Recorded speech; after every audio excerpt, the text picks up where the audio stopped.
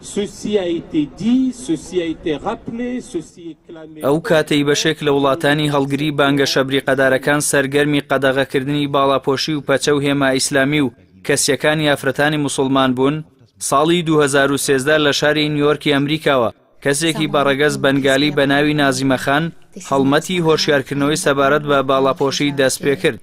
لەو کاتەوە هەموو ساڵێک یەشی مانگی کانونی 2 بە ڕۆژی جیهانی باڵاپۆشی یاد دەکرێتەوە.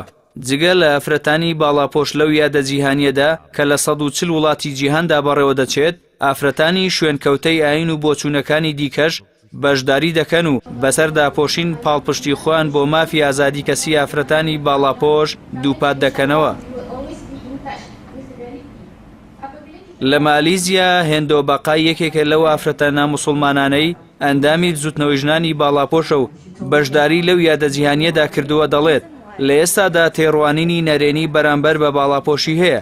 من هەرچەندە کەسێکی ناموسڵمانم بەڵام بەشداریم لەو بزوتنەوەدا کردووە تا بە خەڵکی بڵێم تێڕوانینی نەرێنیەوان بەرامبەر بە باڵاپۆشی کارێکی هەڵەیە. لای خۆیەوە شالی نازایتا دەڵێت من پێشتر مەسیحی بووم بەڵام بەویستی خۆم و بەبێ هیچ فشار و زۆر لێکردنێک موسڵمان بووم بۆ پاڵپشتی لە باڵاپۆشی بەشداریم لەم بۆنەیەدا کردووە.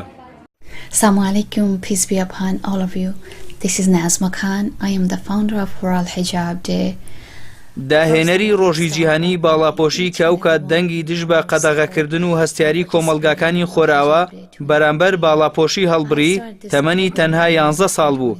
ئێستا دەڵێت هەرگیز پێشبینیم نەدەکرا و پارچە قوماشەی من بەسرمدا دەدا لەو تەمەنەکەمەدا هێندە گرفتم بۆ دروست بکات. نازیمەخان وەک خۆی دەڵێت بەهۆی سەرپۆشەکەیەوە لە قوتابخانە لەلایەن قوتابی و مامۆستاکانیەوە ئازاری جەستەیی و دەرونی دراوە. ماڵپەڕی ڕۆژی جیهانی باڵاپۆشی لەسەر تۆڕی ئینتەرنێت لەبارەیە و یادە جیهانیەوە نووسیوێتی ئامانج لەم بۆنەیە بنەبڕکردنی دەمارگیری و جیاکاری و دژایەتی ئافرەتانی موسڵمانە.